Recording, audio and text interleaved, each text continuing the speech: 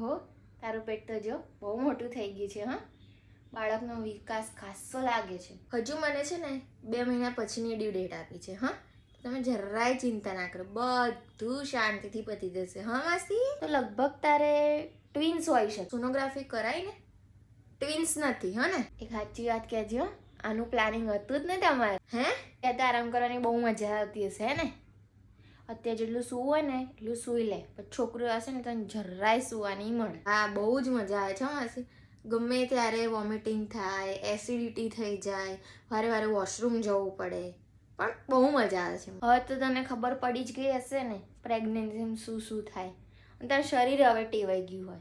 આ આવે એટલે 6 મહિના પછી બીજું, 6 મહિના પછી તરત બીજું બાળક. એમ બહુ ચિંતા માસી તમને મારી, બહુ જ. એમ અમારા લીધે મેનેજ કરી લેશું, તમે ઉપાધિ ના કરશો. લાય તો તારા પેટે અડો દે તો જરા. અરે હું એને કહું છું કે એની માસી પછી ઓળખે આવશે ને ત્યારે હું આમ રમાડીશ ને તો મારા અવાજથી મને ઓળખી જશે. બાળકને એ બધી ના ખબર પડે તો હું લાવીશ તમારા ઘરે, તમને ઓળખી જ જશે જાતે જ.